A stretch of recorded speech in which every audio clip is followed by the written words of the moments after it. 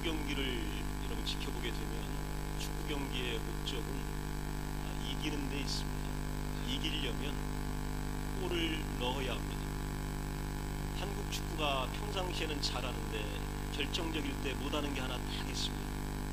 90분 동안 그렇게 열심히 뛰어다니는 건 너무 잘하고 연장 30분 무려 2시간 동안 아마 우리처럼 뛰는 나라는 아마 없을 거예요. 근데 우리나라는 한 가지가 부족합니다. 그게 바로 뭐냐면 골인을 못 시키는, 그게 약점이죠. 근데 세계 퍼스트 클래스의 선수들은요 90분 동안 보고 때로는 뒤에서 걸어다니는 듯 보이지만 한 번 온 찬스를 놓치지 않는 것이 퍼스트 클래스 플레이어입니다. 기회가 왔을 때 반드시 골로 연결시키는 것, 이것이 바로 실력이 있는 것입니다. 골 넣지 못하고 아무리 뛰어다니면 그걸 뭐라고 하냐면 헛수고했다, 그렇게 이야기합니다. 성결교회가 배출한 한국 최고의 부흥사였던 이성봉 목사님은 이렇게 외치십니다. 세상에서 가장 억울한 일은 교회 열심히 다니고 지옥 가는 것이다. 너무 억울한 일이에요. 교회 봉사 너무 많이 했고 또 직분 맡아서 직분자노로 잘 감당하고 기도 많이 하고 때로는 새벽만 또 저녁마다 기도했는데 그럼에도 지옥 가면 이게 바로 헛믿음이 된다, 이렇게 말씀하셨습니다. 이런 일들이 실제로 일어날 수 있음을 예수님이 성경에서 경고하셨습니다. 마태복음 7장 22절 23절에 보면 그날에 많은 사람이 나더러 이르되 주여 주여 우리가 주의 이름으로 선지자 노릇하며 주의 이름으로 귀신을 쫓아내며 주의 이름으로 많은 권능을 행하지 아니하였나이까 하리니 그때 내가 그들에게 밝히 말하되 내가 너희를 도무지 알지 못하니 불법을 행하는 자들아 내게서 떠나가라 하리라. 이게 주님이 우리에게 준 말씀입니다. 존 버년의 천로 역정에 보면 천국, 이 천성에 이르지 못하는 이름뿐인 명목상의 그리스도인들이 참으로 많은 것을 우리들에게 알려줍니다. 온갖 역경과 난관을 통과하고 천국에 이르는 자는 결국 소수에 불과했음을 가르쳐 주고 있습니다. 누가복음 13장 23절 이하에 보게 되면 어떤 사람이 여짜오되 주여 구원을 받는 자가 적으니까 그들에게 이르시되 좁은 문으로 들어가라, 들어가기를 힘쓰라. 내가 너희에게 이르노니 들어가기를 구하여도 못하는 자가 많으리라. 이게 여러분 마지막이에요. 이것이 바로 천국에 갈 사람과 못 갈 사람, 또 그 숫자가 그렇게 많지 않음을 예수님께서 우리들에게 말씀하여 줍니다. 청교도 신앙의 참 목자라고 불리는 리차드 백스터 목사님은 이런 말씀을 하십니다.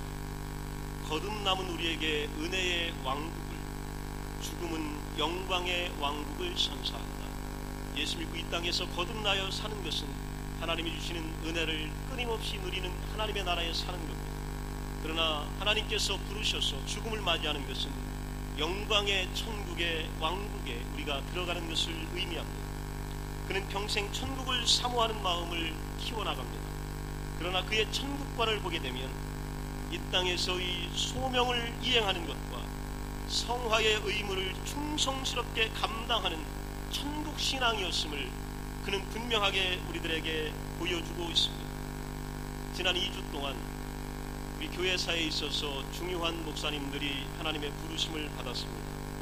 지지난주에는 세계 교회사와 복음주의에 지대한 영향을 끼쳤던 존 스타트 목사님께서 하나님의 부르심을 받았습니다.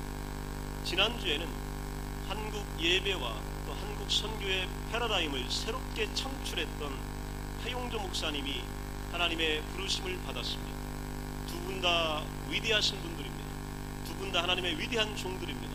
그런데 두 분들의 삶의 모양은 많은 차이가 납니다. 존 스타트 목사님은 90세가 넘도록 장수하셨습니다. 그리고 작년까지 책을 집필하여서 후학들에게 귀한 선물을 허락하여 주셨습니다. 그 90세 되도록 아프지 않았고 세계의 열방을 방문하여서 많은 일들을 감당하여 주셨습니다. 돌아가실 때에도 병원에서 돌아가신 것이 아니라 목사님 사택에서 평안하고 조용하게 임종을 맞이했고 하나님의 부르심에 응답해 갔습니다. 하용조 목사님은 한국 교회사에 어마어마한 도전을 남기셨던 분입니다. 그는 그렇게 건강하지 못한 분입니다. 그의 동료들은 대학교 때부터 늘 아팠다고 그럽니다. 그리고 늘 병원 신세를 지었다고 그럽니다. 그의 별명이 종합병동입니다. 무려 간암 수술만 7번 받았습니다.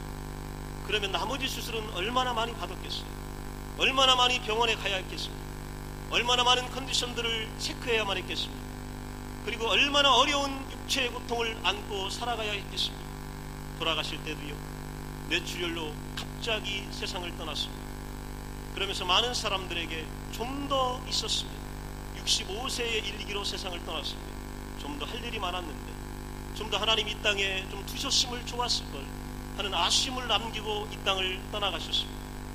여러분, 하나님이 깊이 사랑하셨던 두 분의 위대한 종들입니다. 그러나 이 땅을 살아가는 방법과 모양은 다 달랐습니다. 그리고 내용도 달랐습니다. 하나님께 가는 순간의 차이도 났습니다. 왜 그럴까요? 우리는 잘 알지 못합니다. 그러면서 지난 몇 주간 천국에 대해서 한번 생각해 봤습니다. 죽음이라고 하는 것이 여러분 우리에게 어떤 의미인지 한번 생각해 봤습니다.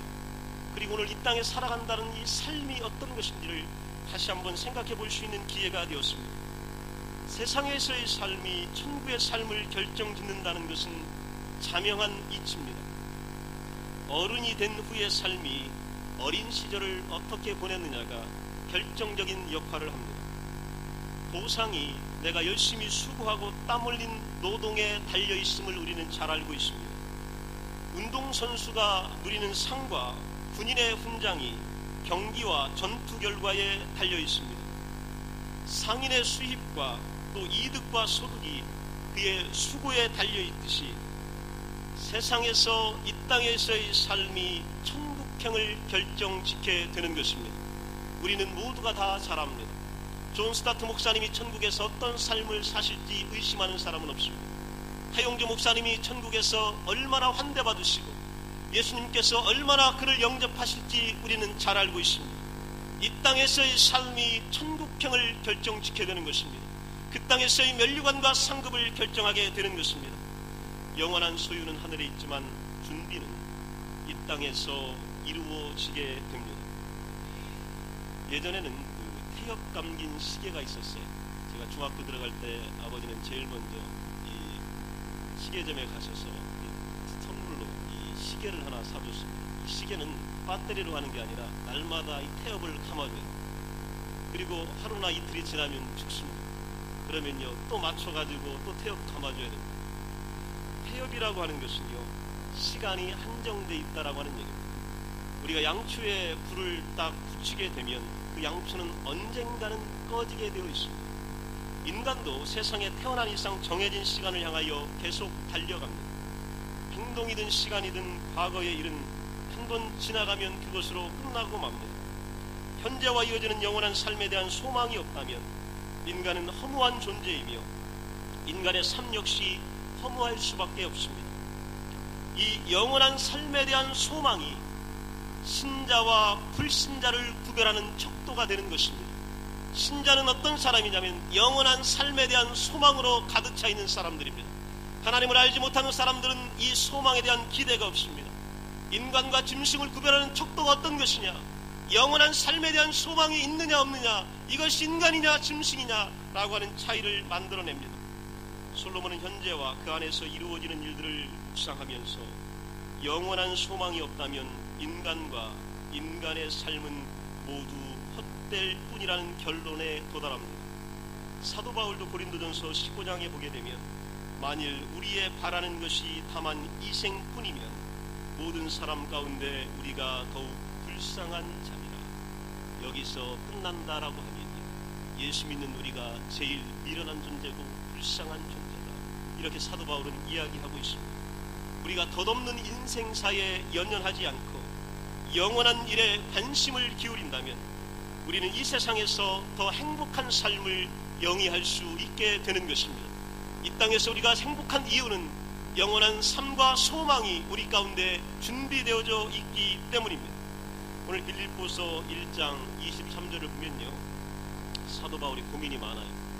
어떤 고민이냐면, 내가 그 둘 사이에 끼었으니 차라리 세상을 떠나서 그리스도와 함께 있을 욕망을 가진 이것이 더욱 좋은 일이나 그렇게 하고 싶다. 사도 바울이요, 소망과 이 땅의 삶 속에 내가 쫙 끼어 있다 이거예요. 내가 오늘 여기서 완전히 터냈다, 이런 얘기입니다. 이거 정말 어떤 게 좋은지 나는 모르겠다, 이렇게 고백하고 있습니다. 이 세상 떠나서 차라리 그리스도와 함께 있을 욕망을 가진 이것이 더욱 좋은 일이다, 그리고 그렇게 하고 싶다, 이렇게 고백하고 있습니다. 사도 바울은 하나님의 은혜로 매우 행복한 고민에 사로잡힌 거예요. 이 땅에 살까 갈까, 어떻게 더 좋을지 지금 몰라 하고 있는 겁니다. 그는 현세와 내세 어느 쪽에 거하든지 아무 불평 없이 기꺼이 받아들일 수 있다고 생각합니다. 그런데 빌립보서 1장 21절에 보게 되면 이렇게 고백합니다. 내게 사는 것이 그리스도니 라는 말씀은 이 땅에서 현세에서 일하면서 그리스도를 섬긴다는 뜻을 담고 있습니다. 그에게는 죽는 것도 유익이다, 이렇게 이야기합니다. 유익이 바로 뭐냐면 얻을 게 많다는 거예요. 내가 죽으면 얻을 게 많다, 이렇게 지금 생각하고 있는 겁니다. 죽음은 곧 그에게 궁극적인 행복과 보상을 가져다주는 통로다, 이렇게 생각합니다. 어떤 목사님은 질병에서의 영원한 치유는 죽음이다, 이렇게 이야기합니다. 영원히 회복되고 영원히 치유받는 완전한 치유는 결국 죽음이다, 이렇게 말하는 분도 있습니다. 바울은 삶과 죽음 가운데서 어느 것이 좋은가 하는 문제로 고민하지 않습니다. 그에게는 삶과 죽음이 모두 유익할 뿐입니다. 그 관심은 둘 중에 어느 것이 좀 더 바람직한 건가, 어떤 것이 하나님에게 나에게 맡겨진 건가, 여기에 대한 고민이 있었던 것입니다. 바울은 자신의 유익과 그리스도의 유익을 비교하거나 견줄 생각이 전혀 없습니다. 그리스도의 유익을 위해서라면 세상에 머물며 그분의 교회를 섬기는 것이 마땅했다. 하지만 그는 그리스도께서 하늘의 성도들에게도 역시 똑같은 관심을 기울이고 계실 뿐 아니라 이 땅에서 자신을 섬길 종들을 얼마든지 일으켜 세우실 수 있다는 사실을 알고 오늘 고백하고 있는 것입니다. 이 땅을 살아가면서 하나님이 우리에게 평안과 위로 주시며 천국에 가 있는 성도들에게도 동일하게 평안과 위로, 또 동일한 은총을 허락하여 주심을 사도 바울은 알고 있습니다. 그러나 바울은 섣불리 판단을 내리지 않습니다. 그는 세상에서 해야 할 일이 많다는 사실을 오늘 본문을 통하여 깨닫고 인식하는 겁니다.